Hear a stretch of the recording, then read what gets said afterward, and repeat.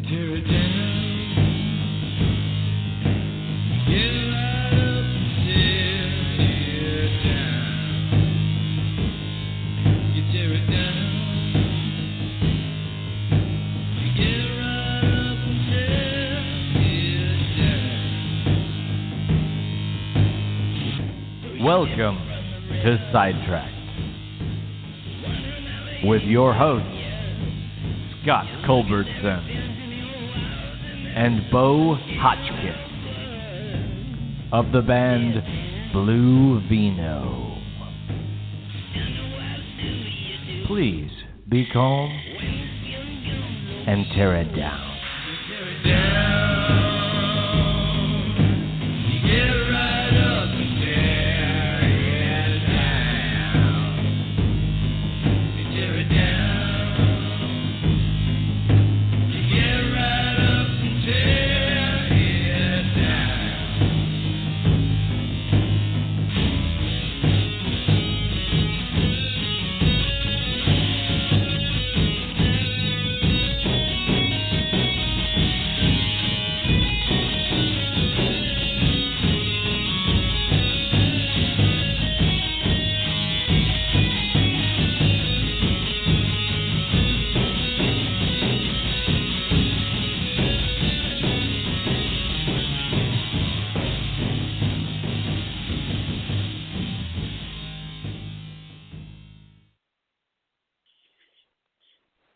All right.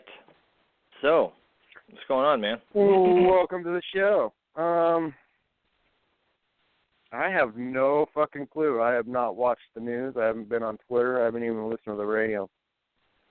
Well, then you're in luck because today's show is not about really that stuff. I've moved we my have a rock special to a guest. mountain. We have a special guest. They're with a group called Prison Abolition and Prisoner Solidarity, or PAPS for short. You can follow them on Twitter at @_P_A_. Oh, we got to find these kids a better name. Paps? Well, see, there's already a PAPS one. Yeah. On Blue Twitter ribbon. that doesn't have the underscores. But I think that's probably who's holding here. We're going to bring him on right now. Who are we speaking with? We'll call him Paps Red Ribbon. Hello. Hello. You're on the air. Hey, What's happening? Hey, not much. Are we speaking with, who are we speaking with? you're speaking with Leah and with Bert. Oh, okay. Oh, hey, guys. Oh, yeah, I got excited when Bo told me it was you guys. Yo. Haven't heard from you guys in a long time. Yeah, life's been pretty busy. How have you guys been? Doing all right. You know, we can Keep complain, busy. but nobody listens when we complain, so. Right. Nobody listens in general, but. That's cool. What do you guys got all right, going on? so yeah, you've got to tell us about it. This is the first I've ever heard about it. It was actually Lucy that turned us on to you guys and said, "Hey, you should look at these guys and see if you can talk to them on the radio or something," and because it's pretty interesting. So, do you want to go ahead and explain the whole deal here? Yeah, and she's totally awesome. It was really nice of her to kind of get us together on that. But so basically, this is what's going on. There is a prison strike that's being held on September 9th, and it's actually being held by the prisoners themselves. It's been completely organized by the prisoners themselves. And so we're doing the best that we can to kind of give them some support while they're doing the strike. So basically the reason they're doing the strike is just for better conditions in general. It varies from unit to unit as far as what the demands are. But there are usually things like better communication, less solitary confinement, just better conditions and different things like that. Probably the most important thing that they all have in common as a demand is that they want to really talk about ending prison slavery, and that's actually our hashtag for September 9th. It's #EndPrisonSlavery. And in general, Right, prisoners... because last time I checked, slavery was illegal in all 50 states. It's actually not completely illegal. And I didn't know that either until I started, we started trying to support, the prisoners and what they were doing with their strike. But actually, the 13th Amendment to the U.S. Constitution maintains a legal exception for continued slavery in U.S. prisons. And this is what it says. It states, neither slavery nor involuntary servitude, except as a punishment for crime, whereof the party shall have been duly convicted, shall exist within the United States. So it's not... Yeah, that sucks, huh? It's like it's one of those. That's really kind of mind blowing that mindset still exists. It really is. Yeah, I had thought the days of the chain gang were long gone, but I guess it's no longer, like a chain gang. They're like putting them to work in other means. What are they doing? Exactly. And, isn't it crazy to think, that we have all these amendments and we have these things and, everybody thinks, yay, we got rid of slavery, a long time ago. But, actually there's this exception to the rule, for people that have been convicted of a crime. And the problem that we have with that is, of course, the criminal justice system, obviously we incarcerate more minorities and different things like that. And it's not it's not a fair system. We're not there with our system. And so, it's kind of, obviously it's unfair, to sentence these people to basically what is slavery or indentured servitude. And it turns our prison system into like a temp agency with free labor. Right. Definitely. Yeah, this is why the whole for-profit prison system that is really prevalent in the country. Definitely, and the whole thing with the is private getting frowned prison, upon, I think, more and more as time goes by. A lot of people don't like it. Well, no wonder they're afraid of the marijuana laws passing, because that'll eliminate like 80% of their labor force, and it's still the quality labor force. Yes, exactly. And the reason that is because these prisoners are paid between, it can be anywhere from 18 cents to like $1.20 an hour. There's no overtime, there's no benefits, there's no health insurance, obviously. And so, and if you don't work, you're penalized for it. You get thrown into solitary confinement, you get visitation taken away, you get certain punishments. You're required to work. Now, you said no health.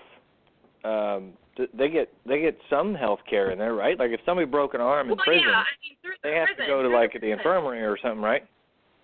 Definitely. Through the prison system, they, through the Department of Justice, they do get those benefits, if you would call them that. I mean, they're pretty scarce.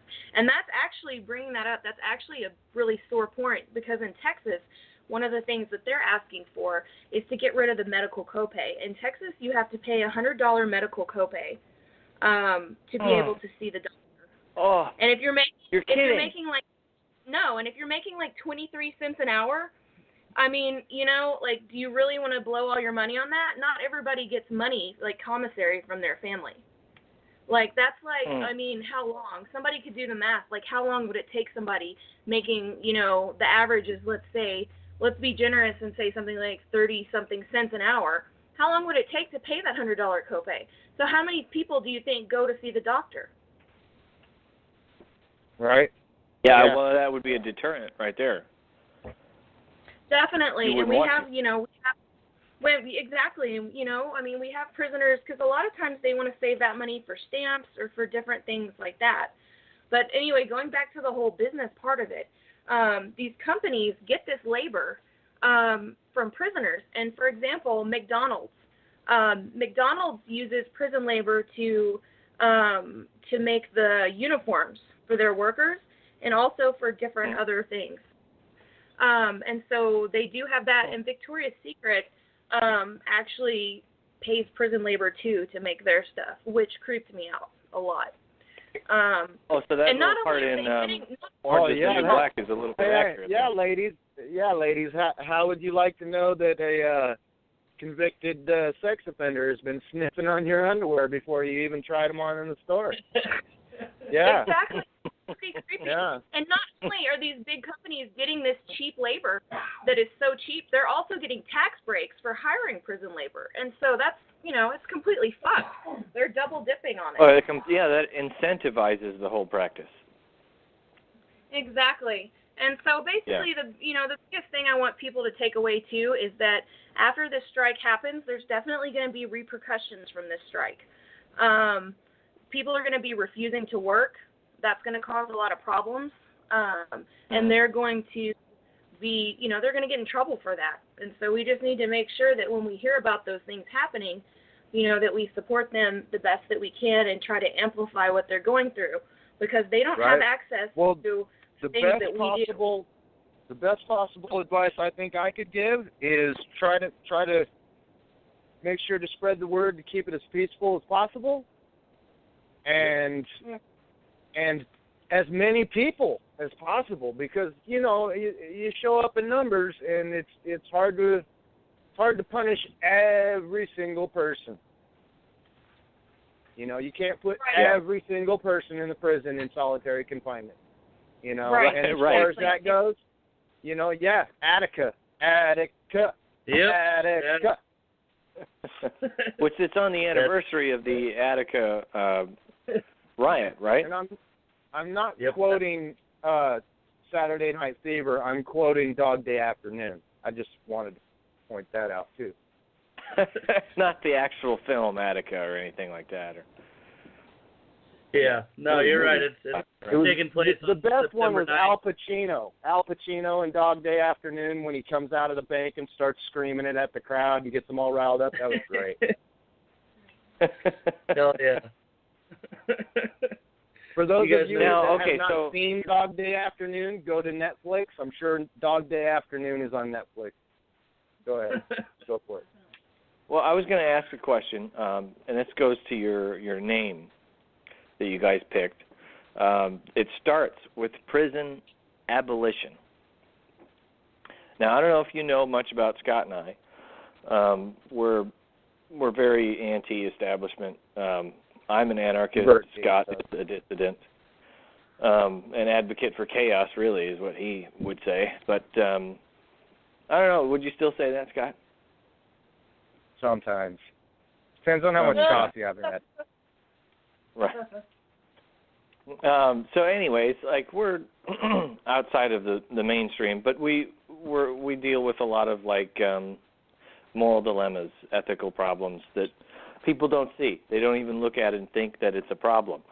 The prison system being a big one, because I think it's weird that there's still this stigma to when you talk about this type of thing with a regular person who's not on the level or who's really ingrained in the system. And you mentioned stuff about, prisoners being treated wrong, and they're like, what the hell are you talking about? They look at you funny, they deserve right? It. And then, but then you go, because they're like, well, they're criminals. And then I have to preface it by saying, well, because there's a lot of people who are either nonviolent criminals or they're victimless criminals. And every time I say that, then they go, oh, that's who you're talking about. And I'm like, isn't that fucking weird that it takes me to say, I'm not talking about serial killers. Do you really think our prisons are overloaded with serial killers, or do you think they're overloaded with, oh, fuck, I got caught with a shitload of pot? Yeah, they've been watching CSI too much and thinking that that's a day-to-day thing. Definitely. So that's true. I take it you guys are on that level that the end game here really would be to cut it down dramatically to really the most serious offenses that are unforgivable type of things, which are very rare but very serious. You know what I mean? That's kind of where you guys are on the level, or you tell me. What do you think about what I just said? We're kind of against prisons in any type of situation. Okay. Oh, this is good. Because now we can go down this whole rabbit hole of other stuff. He said rabbit hole. Here we go. I did. I said that.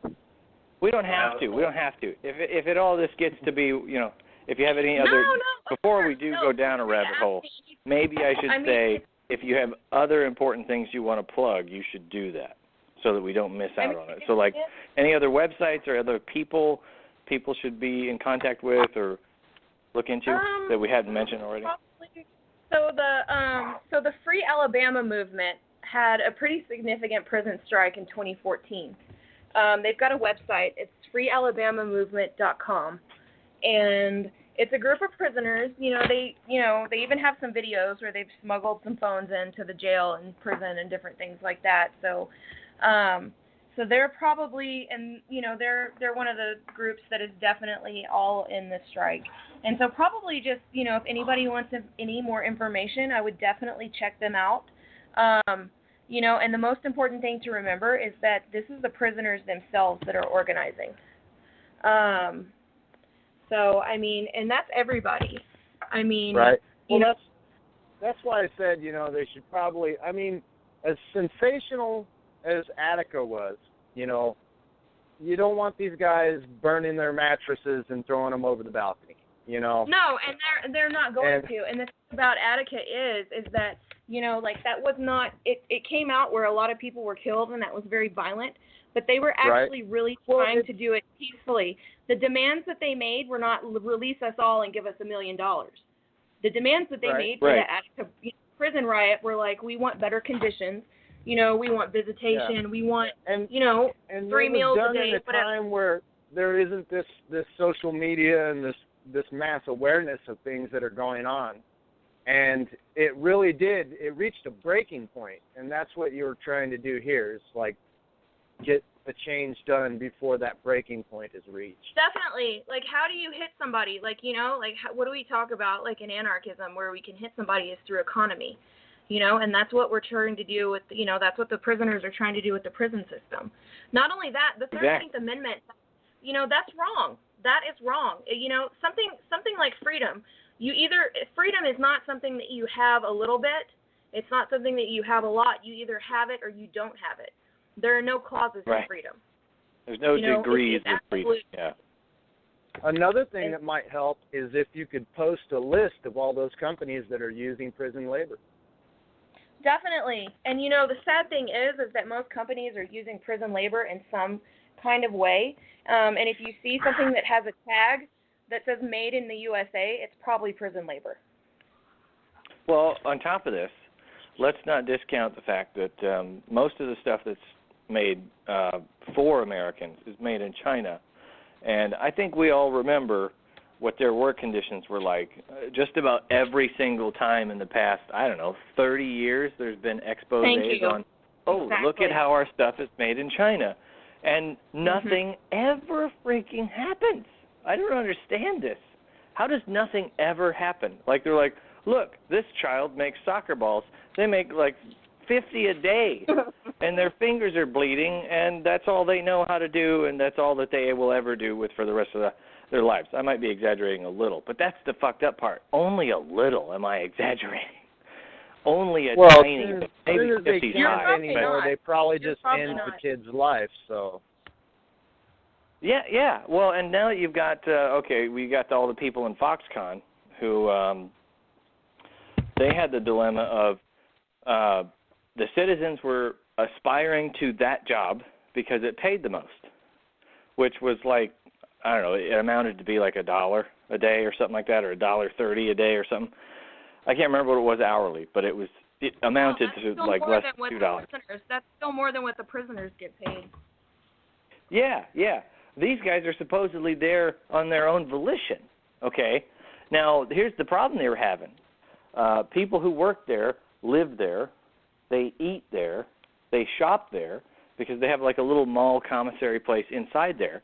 They have suicide nets that they had to install all around the building because the workers who, aspired to get the best job in the area that paid the most found out really fast, like, if this is what life is about, I'm out. I'm fucking out. Yep. I don't want it. And so they would kill themselves all the time. So enough to the point where you have to put up suicide nets to catch people to prevent everyone from killing themselves. and they have no way out of this way of life. This is the same thing as a prison. It's a prison. It's just a prison as designed by, their government and their economic system and the control that the Chinese government has over their economic system. They're not gone. I mean, the private prisons, it's going to take them a while to reshuffle everybody. And that's only the federal private prisons. All the state-level private prisons, they're still in full operation. That law did not affect them. Well, I mean, if they got rid of all the nonviolent criminals and the victimless crime-type criminals and just said, look, it's ridiculous that you people would go to prison for anything that didn't hurt someone, that's insane. Definitely. Now, I'm not saying that everybody that has hurt someone should go to prison. I think you should really take a look at the situation on an individual basis, and maybe the neighborhood should probably look at it instead of, going to some state courthouse where nobody knows who the hell you are, nobody knows the situation. You've got lawyers who are going to spin it 1,000 times just to be like, how can I turn these words around to make it sound like you're innocent or you're guilty? And it has nothing to do with the actual situation. It comes down to like the way you word it, just the way you word it, not the actual situation.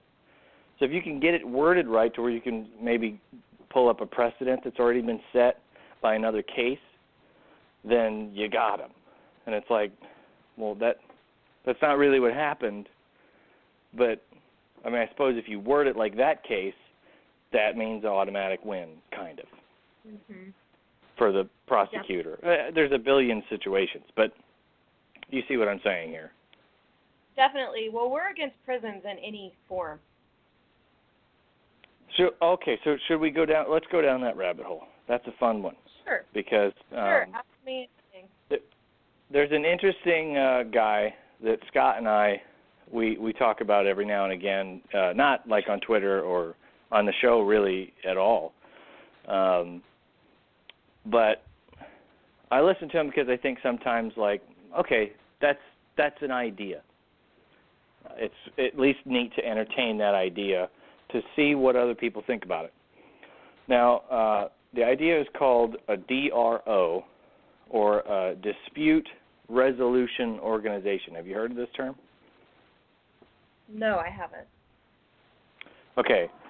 Basically, it would be privately run but small and not, if we're talking about anarchy, there's no such thing as... You mean a mediary? Huh? Sorry, you mean somebody to act as a mediary? Well, sort of, but more like their job, dispute resolution organization. The big part of their job is when major shit happens. You've killed someone, everyone in the neighborhood knows it. They knew the person, they lived around you, they knew that you friggin' hated that person, and something happened and you snapped and went too far, and now you're fucked. Everyone hates you, everyone wants you gone, and they don't trust you anymore. This is where a DRO comes in. Okay, this is basically the guy would show up to your house. He would say, listen, here's the deal.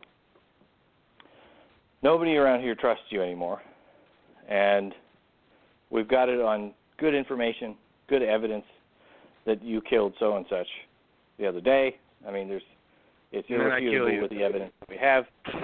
So, well, they could do that, but it depends on the way the person he's talking to plays it out.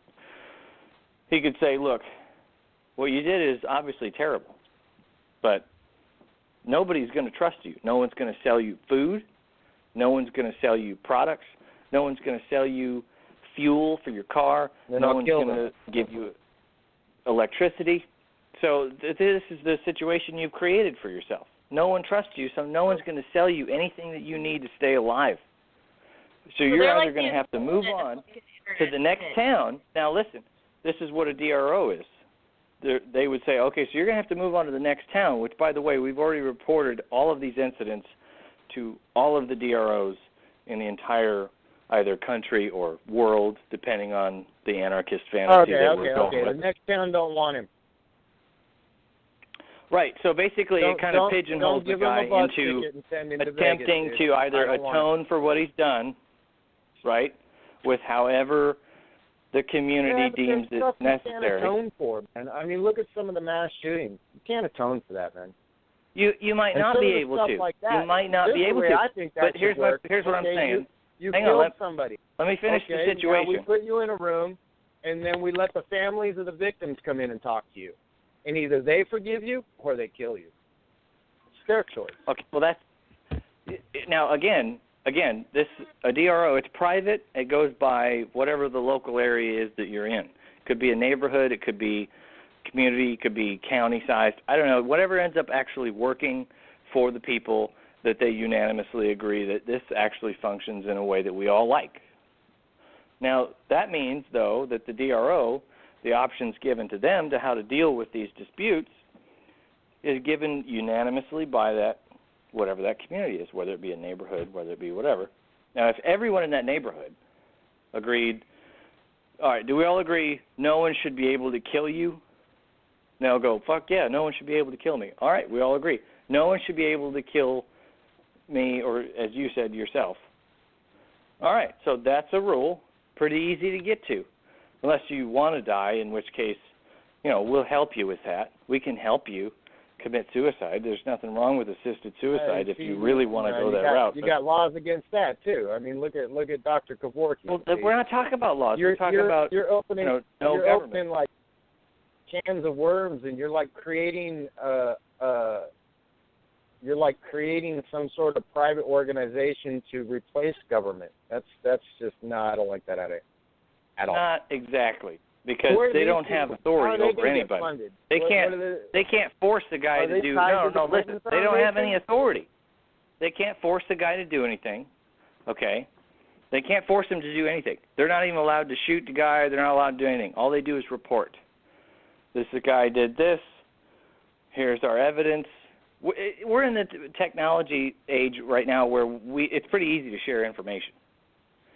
And not only that, we've got technology where we can take a fucking digital scanner, set it in a room, and it'll literally do an entire 3D interpretation, full color picture, full everything, rendition of a crime scene. We have this technology.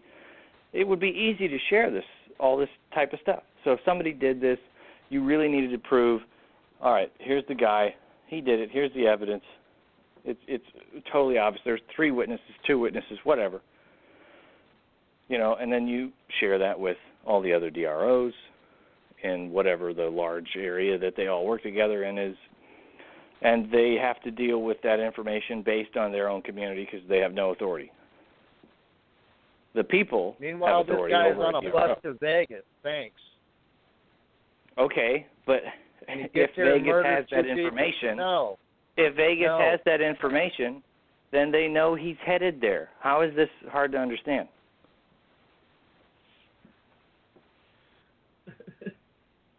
I mean, it makes sense. I mean, I think the most important thing is really like the atonement and like, if it's theft, you make restitution and, it's a lot harder to make things right. And you learn a lot more from it than you do from sitting in a jail cell. And that can handle most of those issues.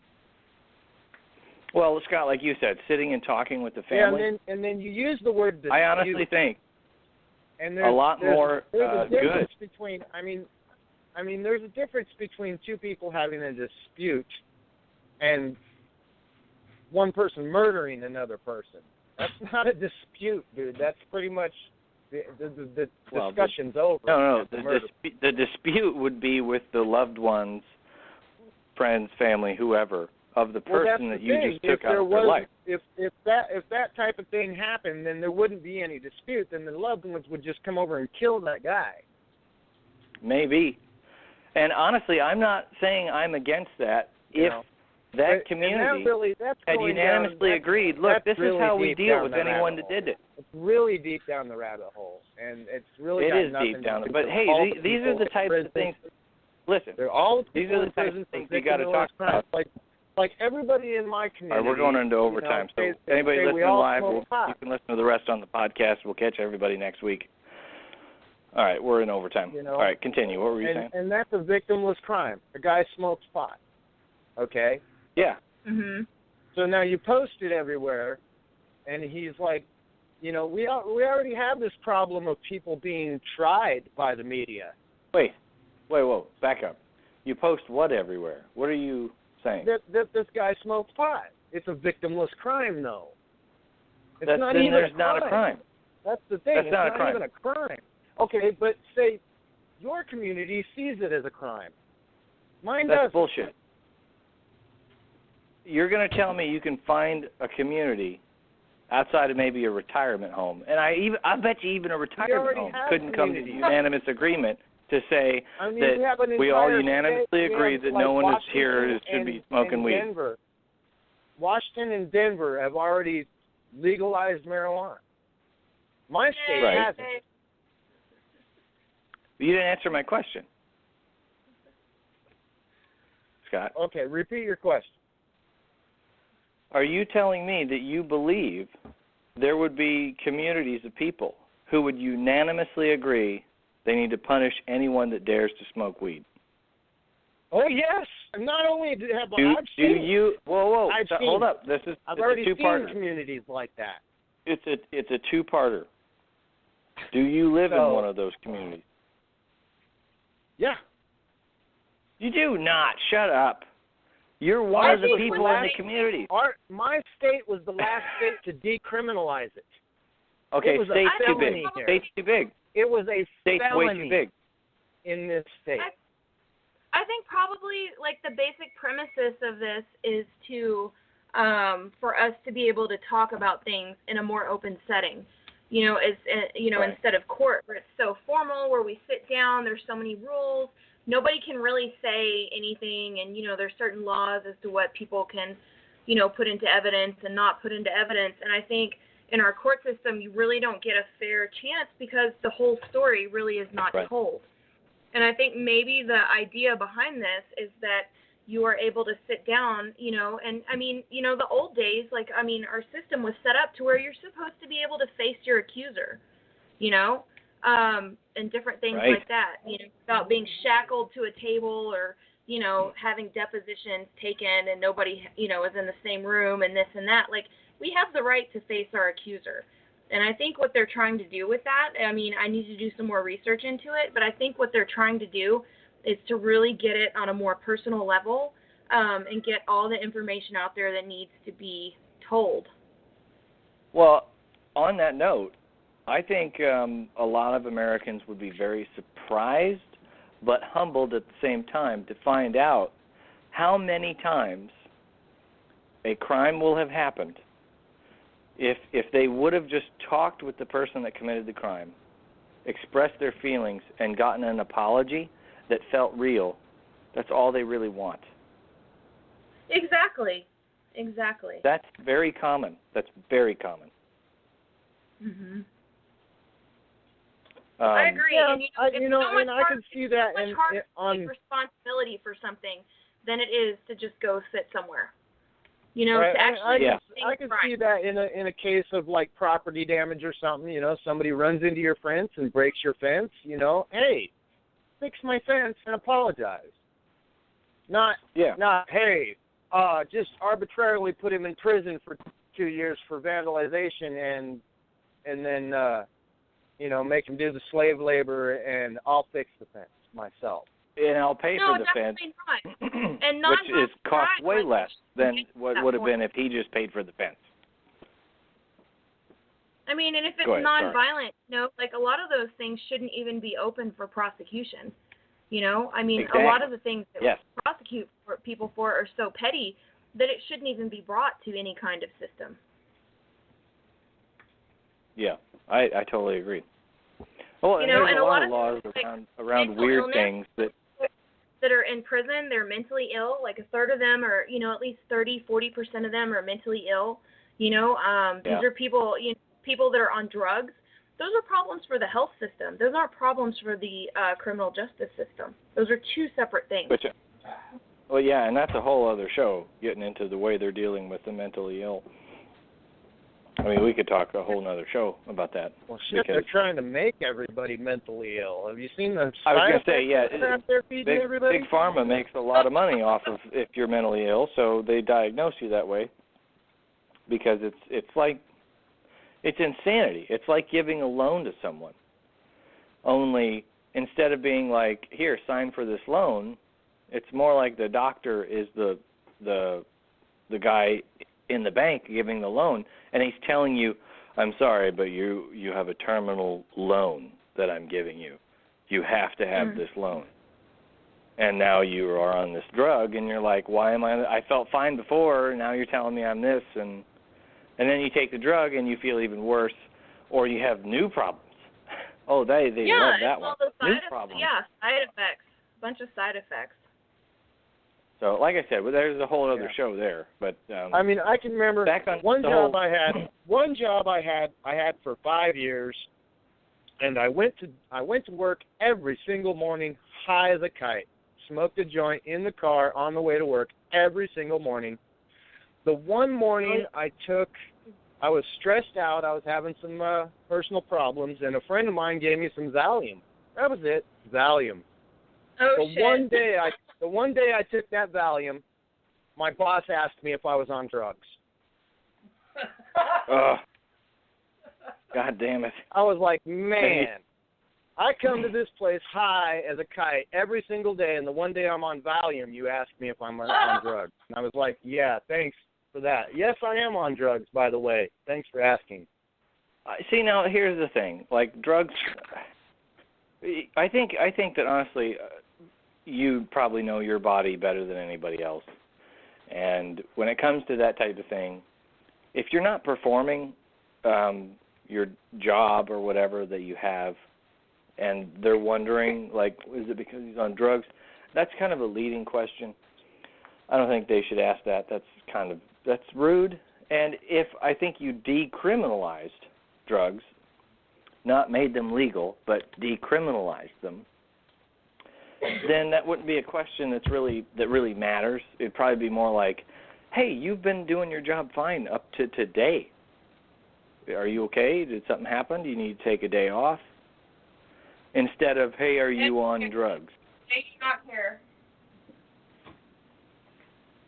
So, or even worse. I mean, hey, I think you need to see a doctor to get some drugs for that.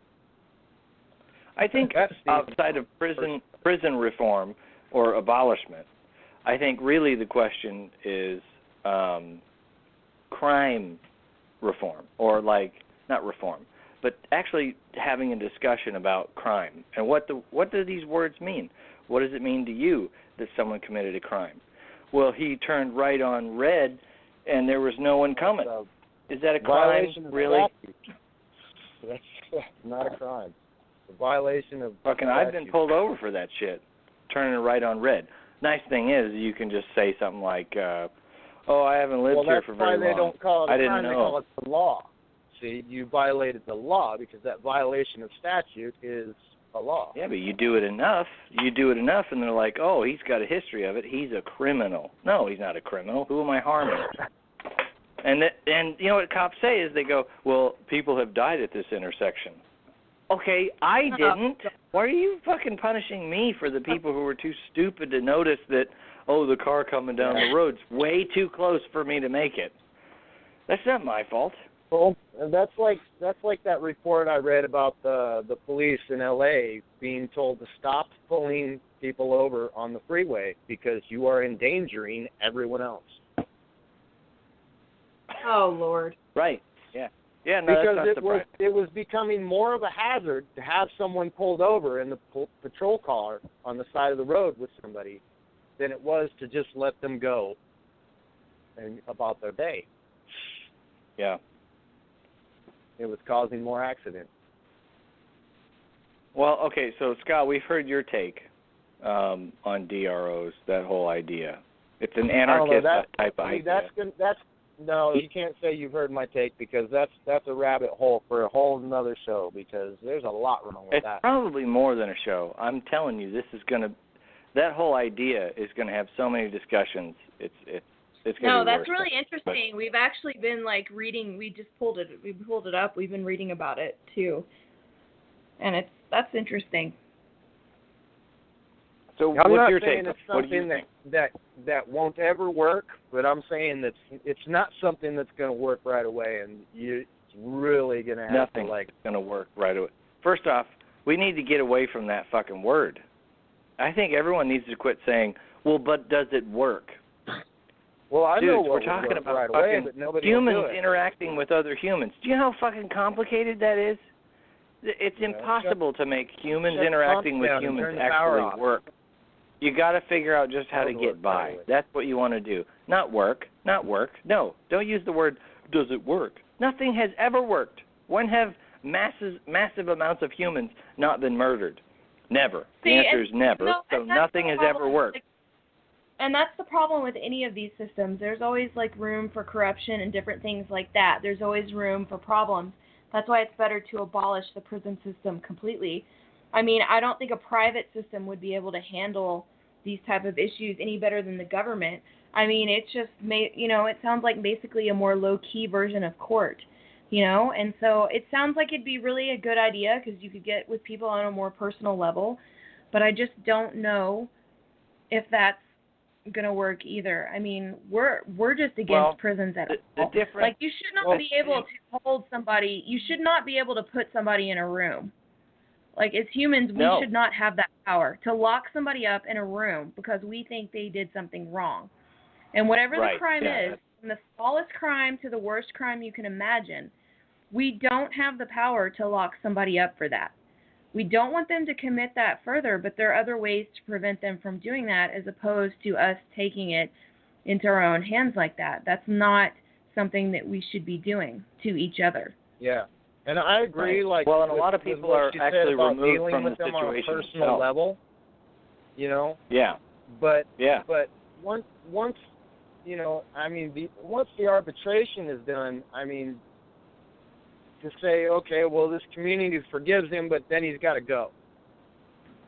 Well, no other community wants him. No other community forgives him. Wait. Here's the thing, okay? He would have to, request, and that's to enter another community. And that's, there's you're a lot making of problems assumptions with that. You're making a lot of assumptions based on You have to make assumptions. You don't have a premise that I don't have to do shit I don't have to do shit except die and evade taxes. That's all I have to do. Those are the only two things I have to do. Die and evade the fuck out of taxes. But that's what I'm saying, though, is everything we say about this is going to be an assumption because there's no basis for comparison other than our court system, which is nothing like what you're talking about. That's really the point, though, is that there's no basis for comparison. These are the types of ideas we should be attempting to try, things that have no comparisons. I mean, I'm sick of trying the same ideas. That sounds like maybe it would work after we got rid of the bigger things like war. Well, that, I think, is a systemic thing we need to teach our kids. It's not noble at all to go fight for a bunch of old fucks in Washington. That's not noble. There's no nobility in being like, I'll sign up to do whatever the hell you want me to go kill these people that have never threatened me or my family in my life? Yeah, go kill them. Why? We don't have to give you a reason. Shut up. You're a soldier. Go do it. This is retarded. No, you don't do that. You just don't do that. Like that guy that was bashing on Trump. I thought it was so funny. That guy that was bashing on Trump at the DNC, saying, like, he hasn't sacrificed. My son died. Deep down you have a bad thought like, yeah, well, your son was the idiot that signed up for the fucking thing. And then now you're standing here backing up these assholes like Hillary, who was actually in a powerful seat. And he could have died thanks to her. How do you know? But my point being, I know. Hillary hasn't had any kids that died in service either. So if his standard is you can't be president without dying for your kids or your kids dying for you. No, that should be equal. They should make that equal. But the thing is, I do respect our military. The problem is a lot of people in the world don't know the things that we know. And they sign up thinking that they're... The military is voluntary? And Right. Sometimes. and it's supposed to be in place to defend us, not Definitely. But some people sign up for the military conquer the for, world. there are people that signed up after 9/11. They thought they were doing the right thing. Like, we don't need to punish those